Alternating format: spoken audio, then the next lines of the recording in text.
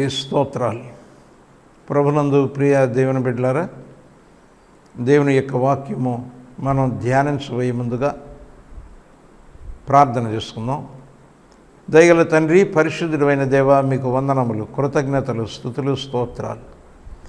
దేవా, నీ వాక్యమును ధ్యానించేటటువంటి ఆ యొక్క మధురమైనటువంటి సమయం ఆశీర్వచనకరంగా అనేకులకు అనుగ్రహింపబడేటటువంటి సమయం. ఈ సమయంలో ప్రభా, నీ వాక్యము మేము ధ్యానించబోతూ ఉంటుండగా ఆ వాక్యమును ఆశీర్వదించి మా హృదయాలకు దయచేయండి. మీ చిత్తము నెరవేరునట్లుగా నన్నును మమ్మలను నడిపించండి. యేసు నామమున ప్రార్థించి వేడుకొనుచున్నాము తండ్రి, ఆమేన్. పరిశుద్ధ గ్రంథంలో నుండి దేవుని యొక్క వాక్యము యెషయా గ్రంథము 53వ అధ్యాయము మొదటి వచనంలో రాయబడినటువంటి వాక్యం. మేము తెలియజేసిన సమాచారము ఎవడు నమ్మెను? యెహోవా బాహువు ఎవనికి బయలుపరచబడిను? దేవుని స్తోత్రం. ప్రభువు తన వాక్యం మన కొరకు ఆశీర్వదించును గాక, ఆమేన్. ప్రవక్త అయినటువంటి యెషయాను దేవుడు ప్రజలకు దేవుని యొక్క సంకల్పము, దేవుడు ఉద్దేశించినటువంటి ఉద్దేశములను తెలియజేయటానికి, దేవుని పక్షంగా వారిని హెచ్చరించడానికి ఆ యెషయాను దేవుడు ఏర్పాటు చేసుకున్నాడు. మరి యెషయా యొక్క పెదవులు ఆయన శుద్ధి చేశాడు.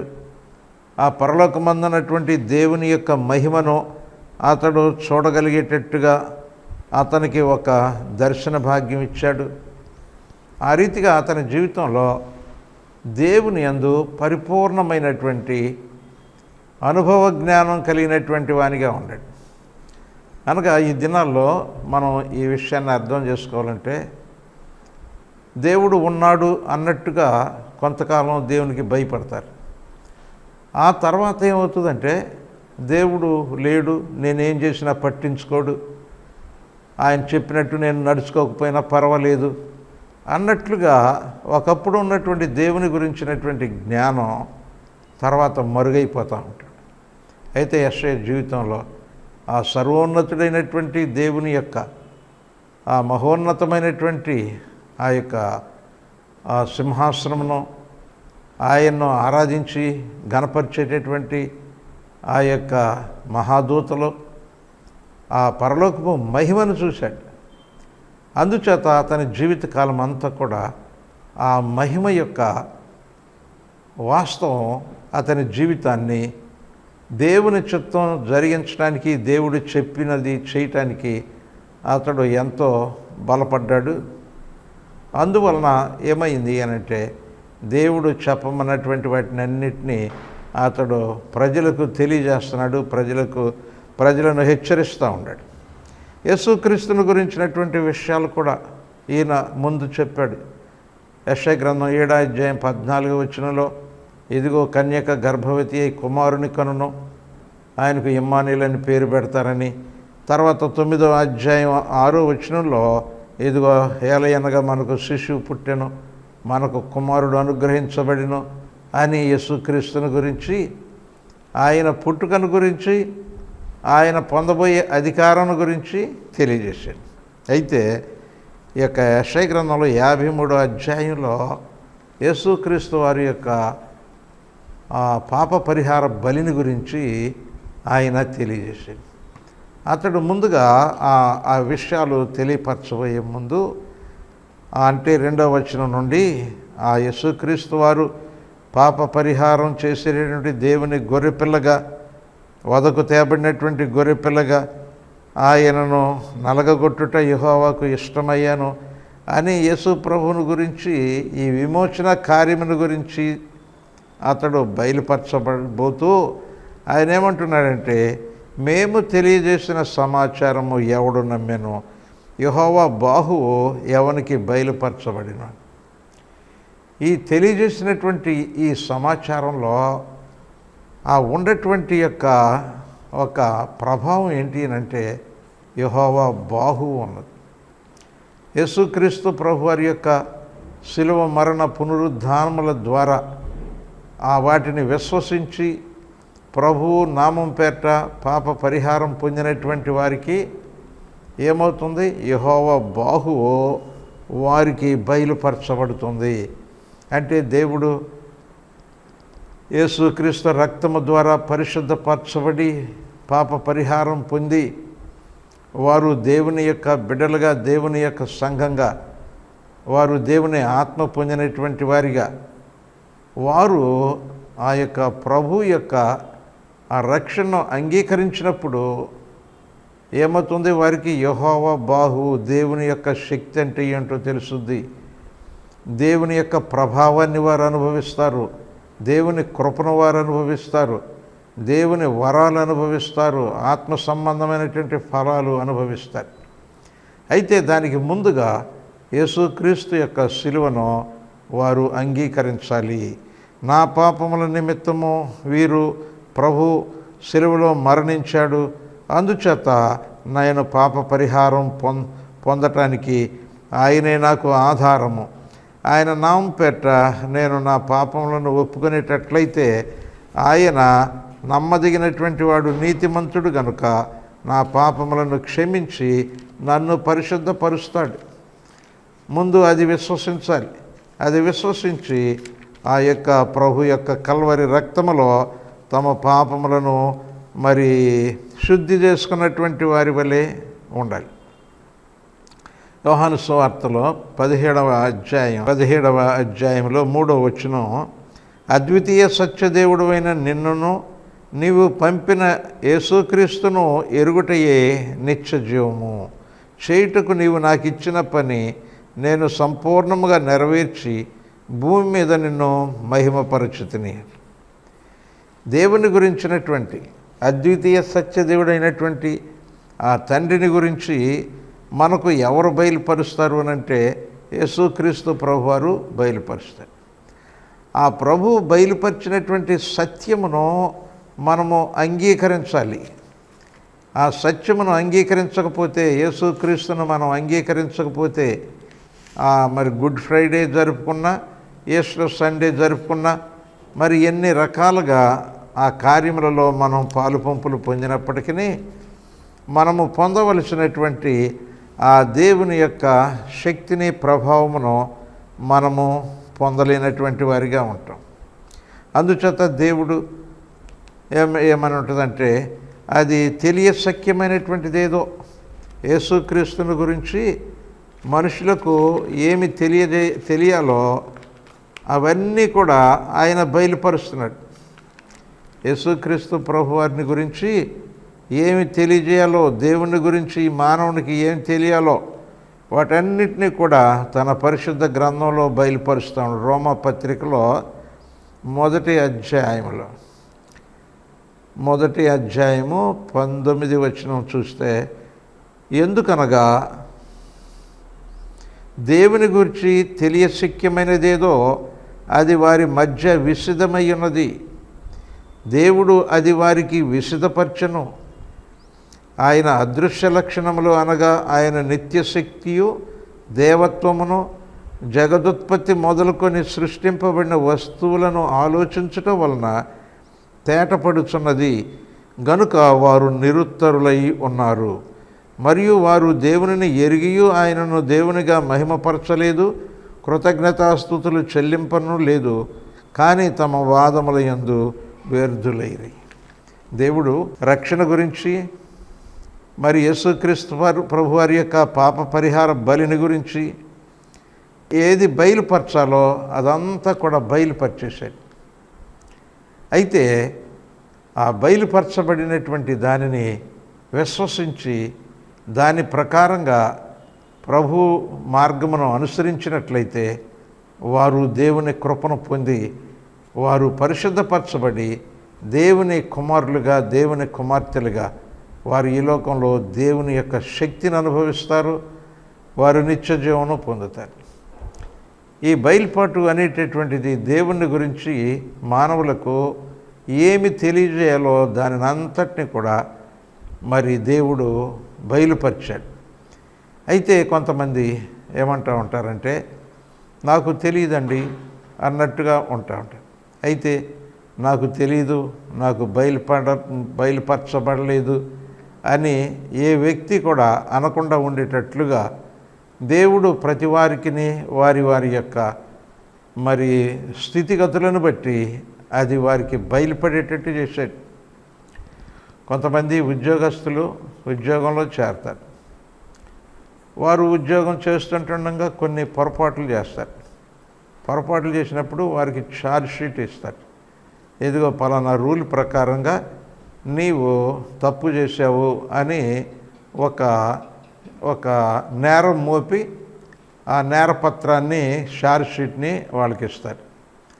అయితే మొదటిగా ఆ ఉద్యోగస్తుడికి వచ్చేటటువంటి ఒక తలంపు ఏంటంటే, ఈ రూల్ ఉందని నాకు తెలియదు.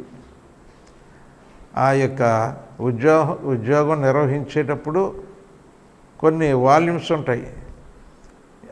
వారికి ఉద్యోగ నిర్వహణకు కావలసినటువంటి నిబంధనలతో కూడినటువంటి కొన్ని పుస్తకాలు ఉంటాయి. అయితే అది వారు చదవకుండా ఉద్యోగం చేస్తారు.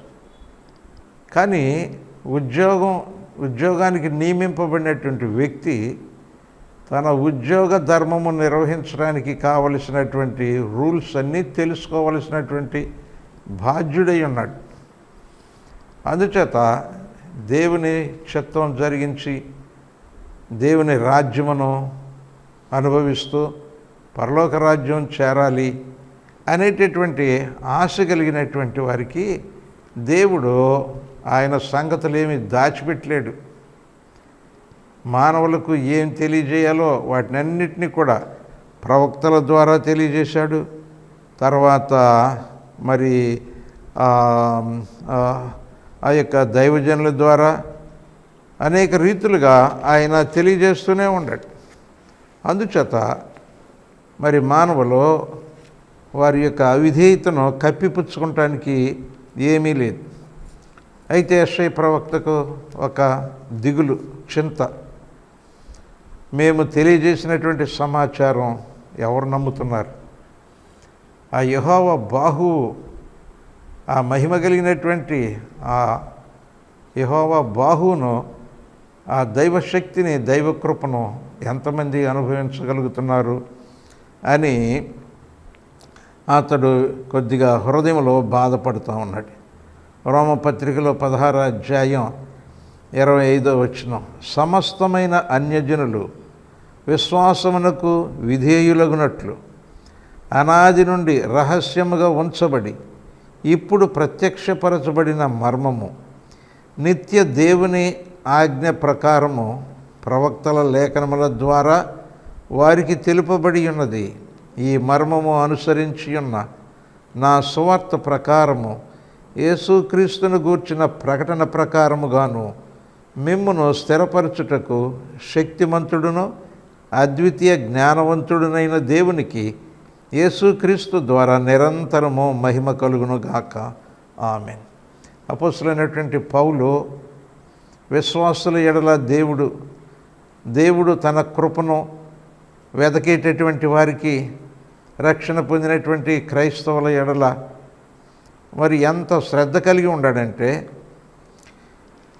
సమస్తమైన అన్యజనులు విశ్వాసమునకు విధేయులు కావాలి, రహస్యముగా ఉంచబడినటువంటి ఆ దైవ ప్రత్యక్షత అందరూ తెలుసుకోవాలి. నిత్య దేవుని ఆజ్ఞ ఏమిటి అని అంటే, ప్రవక్తల లేఖనముల ద్వారా ఈ సంగతులన్నీ వారికి బయలుపరచబడింది. కాబట్టి ప్రవక్తల లేఖనముల ద్వారా దేవుడు తెలియజేశాడు. తర్వాత ఈ మర్మమును అనుసరించి నా సువార్త ప్రకారముగాను అపోస్తలుడైనటువంటి పౌలు తాను సువార్త ప్రకటిస్తూ మరి మానవులకు ఏది తెలియజేయటం దేవుని యొక్క ప్రణాళికో దాన్ని తెలియజేయటానికి సువార్త ప్రకారంగా తెలియజేస్తున్నాడు. తర్వాత యేసుక్రీస్తును గూర్చిన ప్రకటన ప్రకారముగాను యేసుక్రీస్తుని గురించి అనేకులు తెలుసుకునేటట్లుగా ప్రకటింపబడతా ఉంది. మిమ్మును స్థిరపరచుటకు శక్తిమంతుడు అద్వితీయ జ్ఞానవంతుడైన దేవునికి యేసుక్రీస్తు ద్వారా నిరంతరము మహిమ కలుగునుగాక. ఆ దేవుడు మానవులకు ఏది తెలియజేస్తే వారు మేలు పొందుతారో దానిని ఆయన తెలియపరుస్తూ ఉన్నారు. అయితే తెలుసుకోవలసినటువంటి బాధ్యతలు ఉంటాయి. ఐథియోపియుడైనటువంటి నపుంసకుడు మంత్రి, అతడు యెరూషలేము వచ్చి దేవుణ్ణి ఆరాధించి తిరిగి వెళుతూ దేవుని గురించి ఇంకా నేను తెలుసుకోవాలి, దైవ సంగతులు నేను తెలుసుకోవాలి అని యెషయా గ్రంథాన్ని ఆయన చదువుకుంటూనే వెళ్తున్నాడు. అతనికి ఉన్నటువంటి ఆసక్తిని బట్టి దేవుడు ఆ సమరయ పట్టణంలో ఉన్నటువంటి ఫిలిప్పును పంపించాడు. ఆ యొక్క గ్రంథంలో, యెషయా గ్రంథం 53వ అధ్యాయంలో ఉన్నటువంటి ఆ సత్యము అతనికి బయలుపరిచాడు. అందుచేత ఆ యొక్క మంత్రి మార్గంలోనే రక్షణ పొంది బాప్తిసం తీసుకుని ఎంతో సంతోషంతో ఇథియోపియా దేశానికి వెళ్ళాడు. అతని ద్వారా ఇథియోపియా దేశం అంతా కూడా ప్రభువును తెలుసుకున్నారు. కాబట్టి సహోదరి, నీకు అసలు ఆసక్తి అనేటటువంటిది ఉంటే, దేవుడు నా రక్షణ నిమిత్తం, నా ఆశీర్వచన నిమిత్తం ఏమి ఏర్పాట్లు చేశాడు అనేటటువంటిది నేను తెలుసుకోవాలి అనేటటువంటి ఆసక్తి ఉంటే దేవుడు తానే కార్యాన్ని మరి సమకూరుస్తాడు. కొన్ని సంవత్సరాల క్రితం, అంటే దాదాపుగా ఒక 40 సంవత్సరాలు ఆ కాలంలో, మరి విజయవాడ పట్టణంలో ఒక మరి పాల వ్యాపారి, ఆమె పల్లెటూరు నుంచి ఒక తట్టలో పాలు, పెరుగు, నెయ్యి అవి పెట్టుకుని ఆ యొక్క వాడుక ఉన్నటువంటి వారికి డైలీ తీసుకొచ్చి అందిస్తూ ఉంటుంది. ఆమె ఒక మధ్యాహ్నం అప్పుడు వస్తూ ఉంటుండగా ఆమెకి ఏమిటంటే చదువు రాదు, కానీ ప్రభువును తెలుసుకుంది, విశ్వాసి అయింది. అందుచేత ఆమె ఆ పాల పిడతలు వాటితో పాటు బైబిల్ కూడా పెట్టుకుని మోసుకొచ్చుకుంటుంది. ఇక పాల అమ్మకం ఇవన్నీ అయిపోయినాయి. వచ్చేటప్పుడు ఏమైందంటే రోడ్డు మీద ఎవరన్నా చదువుకున్న వాళ్ళు కనపడతారేమో, ఒక వాక్యం చదివించుకుందాము అని చెప్పి ఆమె చూస్తే ఆ రోడ్డు మీద ఒక కానిస్టేబుల్, పోలీస్ కానిస్టేబుల్ నిలబడి ఉన్నాడు. ఆయన దగ్గరికి వెళ్ళి ఆ తట్ట దించి, అయ్యా బైబిల్ ఇది చదివినిపించయ్యా అని చెప్పి ఆమె బైబిల్లో ఒక వాక్యం తీసి అక్కడ వేలు పెట్టి, అయ్యా ఈ మాట ఏంటో చదువయ్యా అని అతనికి ఇచ్చింది. ఇస్తే అతడు చదివాడు. ప్రయాసపడి భారం మోసుకొనుచున్న సమస్త జనులారా నా యొద్దకు రండి, నేను మీకు విశ్రాంతి కలుగజేయుదును అని మత్తయి సువార్త 11వ అధ్యాయం 28వ వచనంలో రాయబడినటువంటి ఆ వాక్యం చదివాడు. చదివిన తర్వాత ఆమె దేవుని స్తుతించింది. ప్రభువా, నా ప్రయాసలన్నీ తీసేసావు, నేను నీ దగ్గరకు రావటం వల్ల ఎంత మేలు జరిగిందయ్యా అని చెప్పి నాకు ఎంత మేలు చేసావు అని ఆయన్ను కొనియాడతాం. అప్పుడు ఆ కానిస్టేబుల్ ఏం చేశాడంటే, మరి మా అమ్మ ఎవరు ఈయన, ఆయన దగ్గరకు రమ్మంటున్నాడు, వస్తే ప్రయాసాలు తీసేస్తానంటున్నాడు, ఎవరు ఈయన అని అంటే, ఆయన దగ్గరకు నన్ను తీసుకెళ్ళి నాకు కూడా చాలా సమస్యలు ఉన్నాయి అని అడిగాడట. అడిగితే అప్పుడు ఏం చెప్పిందంటే, మీదిగో ఆదివారం నాడు నేను వస్తాను, మరి ఎన్ని గంటలకు ఇక్కడికి వస్తాను, అప్పుడు కానీ నువ్వు ఈ ప్రాంతంలో ఉంటే నేను తీసుకెళ్తానయ్యా, ఆయన నీకు చూపిస్తాను, ఆయన ద్వారా నీ భారాలన్నీ పోతాయి అని చెప్పి అయితే అతడు కూడా ఎన్నో సమస్యల్లో ఉన్నాడు. మరి సరేనని ఆదివారం నాడు ఆమె చెప్పినటువంటి సమయానికి అక్కడికి వచ్చాడు. వస్తే ఆమె కలుసుకుని ఆమె విజయవాడ పట్టణంలో ఆమె ఒక చర్చికి వెళ్ళదు. ఆ చర్చికి తీసుకెళ్ళింది, ఆయన లోపల కూర్చోమంది, ఈమె కూడా కూర్చుంది. ప్రార్థన అయిన తర్వాత, ఆరాధన అయిన తర్వాత ఆయన పాస్టర్ గారి దగ్గరికి తీసుకెళ్ళి, ఇదిగో అయ్యా, ఈయనకి చాలా బాధలు ఉన్నాయంట, మరి నేను నా బాధలతో మీ దగ్గరకు వచ్చినప్పుడు మీరు ప్రార్థన చేశారు, నేను ప్రభువుని నమ్ముకున్నాను, నా బాధలన్నీ పోయినాయి, ఈయన బాధలు కూడా పోతాయ్యా, కాబట్టి ఈయన ఈ సమస్యలో ఉన్నాడు అని మరి ఆ కానిస్టేబుల్ను ఆ పాస్టర్ గారికి పరిచయం చేసింది. అప్పుడు ఆయన యొక్క ఇబ్బందులు తెలుసుకుని యేసు నామం పేరిట ప్రార్థన చేసి అతనికి రక్షణ మార్గం బోధించినప్పుడు, ఇదిగో మన పాప భారం అంతా మన యొక్క జీవితంలో ప్రతి విధమైనటువంటి ప్రయాసను ఆ ప్రభువు భరించాడు. ఆయన పరిహారం చెల్లించాడు. ఆయన యందు విశ్వాసం ఉంచితే ఇక మనం ఏ విధంగానూ ఇదిగో భారమైనటువంటి జీవితం గడపాల్సినటువంటి పని లేదు అని చెప్పి ప్రభువుని గురించి అతనికి బోధించినప్పుడు అతడు ఏం చేశాడంటే ఇదిగో మారు మనసు పొంది రక్షణ పొంది ఆయన కుటుంబము గొప్ప విశ్వాస జీవితం కలిగినటువంటి వారిగా ఉన్నారు. కాబట్టి ఈ లోకంలో ప్రభు యొక్క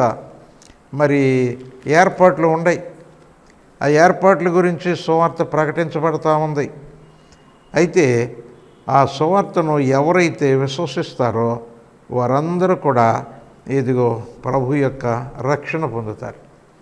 అందుకని అపోస్తలుడైనటువంటి పౌలు ఆయన ఏమంటాడంటే కొరింథీ మొదటి పత్రికలో మొదటి అధ్యాయంలో 17-18 వచనాల్లో బాప్తిసము ఇచ్చుటకు క్రీస్తు నన్ను పంపలేదు కానీ క్రీస్తు యొక్క శిలువ వ్యర్థము కాకుండానట్లు వాక్చాతుర్యము లేకుండా సువార్త ప్రకటించుటకే ఆయన నన్ను పంపెను.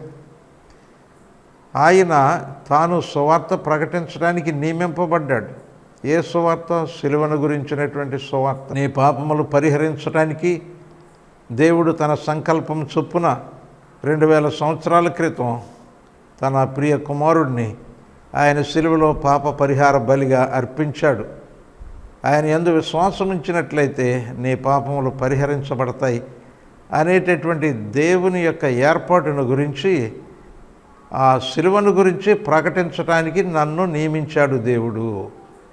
ఆ సమాచారం నేను తెలియజేయాలి అని చెప్పి ఆ యొక్క పౌలు వాక్చాతుర్యము లేకుండా సువార్త ప్రకటించుటకే ఆయన నన్ను పంపెను. శిలువను గూర్చిన వార్త నశించుతున్న వారికి వెర్రితనము, కానీ రక్షింపబడుచున్న మనకు దేవుని శక్తి. ఆ సువార్త ప్రకటించబడుతుంది. ఎవరు నమ్ముతున్నారు? మేము తెలియజేసినటువంటి సమాచారము ఎవరు నమ్ముతున్నారు, ఎవరు అంగీకరిస్తున్నారు అని అంటే బైబిల్ ఏం చెప్తుందంటే నశించుచున్న వారికి సిలువను గూర్చిన వార్త వెర్రితనం. ఆ సమాచారం వినపడతా ఉంటుంటే కొంతమంది దాన్ని వెర్రితనంగా భావిస్తారు. అయితే ఆ సమాచారాన్ని స్వీకరించి నా పాప శిక్ష యేసుక్రీస్తు వారు సిలువలో భరించాడు కాబట్టి నా పాపములకు ఆయన పరిహారం చేస్తాడు అని చెప్పి ఎవరైతే ఆయన యొక్క సిలువలో పాప క్షమాపణ ఉన్నది అని చెప్పి విశ్వసించి తమ పాపములను యేసు నామమున ఒప్పుకొని దేవాని యొక్క సిలువ రక్తము చేత నా పాపములను కడిగివేయము, నన్ను పరిశుద్ధపరిచి ఆశీర్వదించమని దేవునికి ప్రార్థన చేస్తే వారు దేవుని శక్తి పొందుతున్నారు, దేవుని కృప పొందుతున్నారు. అలాగ పరిశుద్ధపరచబడినటువంటి వారై ఆ సువార్తను నమ్మినటువంటి వారందరూ కూడా దేవుని బిడ్డలుగా వారు తీర్చిదిద్దబడుతూ ఉన్నారు. అలాంటి భాగ్యం పొందినటువంటి వారిలో నేను ఉన్నాను. యేసుక్రీస్తు యొక్క శిలువను గూర్చినటువంటి సమాచారము దేవుడు నాకు వినిపించినప్పుడు దానిని నేను విశ్వసించాను, నా పాపములను ఒప్పుకున్నాను. ఆయన నమ్మదగినటువంటి వాడు, నీతిమంతుడు కనుక నా పాపములను క్షమించి నన్ను తన కుమారునిగా విమోచించాడు. అపోస్తలుడైన పౌలు ఆ రోమీయులకు రాసిన పత్రికలో మొదటి అధ్యాయంలో 16వ వచనంలో సువార్తను గూర్చి నేను సిగ్గుపడువాడను కాను, ఏలయనగా నమ్ము ప్రతివానికి మొదట యూదునికి గ్రీసు దేశస్థునికి కూడా రక్షణ కలుగజేయుటకు అది దేవుని శక్తి అయి ఉన్నది. దేవుని యొక్క శిలువ సువార్త అది రక్షణ కలుగజేయటానికి అది దేవుని యొక్క శక్తి. అందుచేత ప్రభు అయినటువంటి యేసుక్రీస్తు ఆయన మానవులు రక్షించబడటానికి, పాప క్షమాపణ పొందటానికి, రాబోయే దేవుని ఉగ్రతను తప్పించుకోవటానికి ఆయన శిలువలో ఏ రీతిగా పాప పరిహార బలిని నిర్వహించాలో దానిని తండ్రి చిత్త ప్రకారంగా సమస్తమును ఆయన నిర్వహించి ఆయన తన శిష్యులకు చెప్పాడు. మార్కు సువార్తలో 16వ అధ్యాయం ఆయన శిష్యులకు తెలియజేస్తూ, మీరు సర్వలోకమునకు వెళ్ళి సర్వ సృష్టికిని సువార్తను ప్రకటించుడి. 15వ వచనం, మీరు సర్వలోకమునకు వెళ్ళి సర్వ సృష్టికి సువార్తను ప్రకటించుడి. నమ్మి బాప్తిసం పొందినవాడు రక్షించబడును, నమ్మని వానికి శిక్ష విధింపబడును అని ఆయన ఈ సువార్త, ఈ యొక్క సమాచారం, సిలువను గూర్చినటువంటి సమాచారం, ఈ రక్షణ సువార్త అంతటా ప్రకటించమని ఆయన తన శిష్యులకు అప్పగించాడు. కొందరు నమ్ముతూ ఉన్నారు, కొంతమంది నమ్మలేకపోతూ ఉన్నారు. అయితే ప్రభు అంటున్నాడు, నమ్మి బాప్తిసం పొందినవాడు రక్షించబడతాడు, నమ్మని వానికి శిక్ష విధించబడుతుంది. కాబట్టి ఈ సువార్త నేను నమ్మేటట్టుగా నన్ను ఎవరు బలవంతం చేయటం లేదు. కాబట్టి నేను నమ్మి దీనిలో ఉన్నటువంటి రక్షణ అనుభవించాలి ఇచ్చినటువంటి ఆ ఒత్తిడి నా మీదకు ఏమీ రావటం లేదు. కాబట్టి ఈ యొక్క రక్షణ సువార్తను నేను నిర్లక్ష్యం చేసిన నాకు ఏ విధమైనటువంటి ఇబ్బంది లేదు అన్నట్టుగా కొంతమంది ఈ రక్షణ సువార్తను, యేసుక్రీస్తు శిలువ సువార్తను నిర్లక్ష్యం చేస్తూ ఉంటారు.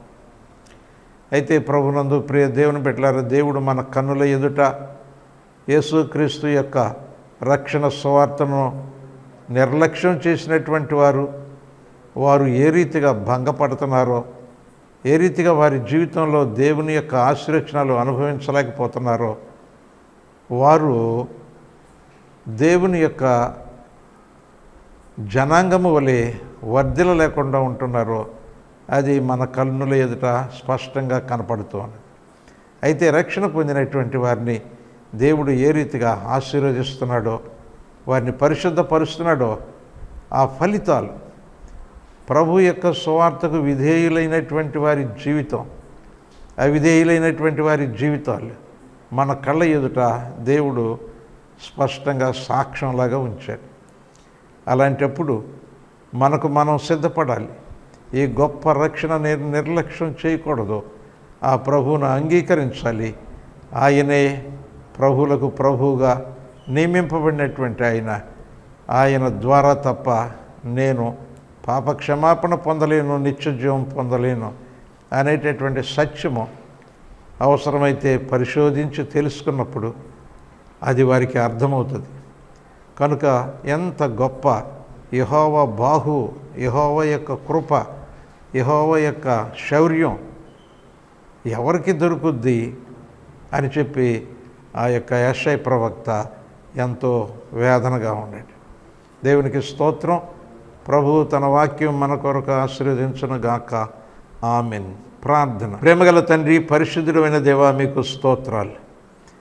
దేవా, నీవు సిద్ధపరిచినటువంటి రక్షణ మార్గమును గురించి నాయన ప్రవక్తల ద్వారా, లేఖనాల ద్వారా ముందుగానే బయలుపరిచావు. నాయన 2000 సంవత్సరాల క్రితం యేసుక్రీస్తు వారి శిలువ మరణ పునరుద్ధానాల ద్వారా ఆ మార్గమును నాయన ప్రజలందరికీ నాయన ప్రభా ఉచితంగా మీరు అనుగ్రహిస్తూ ఉంటుండగా నాయన ఈ యొక్క సువార్త, శిలువను గూర్చినటువంటి సువార్త, ఈ రక్షణ సువార్త ప్రపంచమంతయు విస్తారముగా వినిపింపబడుతూ ఉంటుండగా నాయన ప్రతి వారును విని నమ్మి మారు మనసు పొంది రక్షణ పొందేటట్లుగా నీ కార్యములు జరిగించండి. ఈ పరిచర్యను ఫలింపచేయండి, మహిమ పొందండి. యేసు నామమున ప్రార్థించి వేడుకొంచున్నాము తండ్రి. ఆమేన్. మన తండ్రి అయిన దేవుని దయ, ప్రభు అయిన యేసుక్రీస్తు వారి కృప, పరిశుద్ధాత్మదేవుని అన్యోన్య సహవాసం ఈ రక్షణ సమాచారాన్ని విశ్వసించడం ద్వారా దేవుడు అనుగ్రహించేటటువంటి ఆ యొక్క దేవుని బాహుబలమును అనుభవించడానికి ప్రభు సహాయం చేయను గాక. ఆమెన్. హల్లెలూయా. దేవునికి స్తోత్రాలు. మీకు వందనాలు.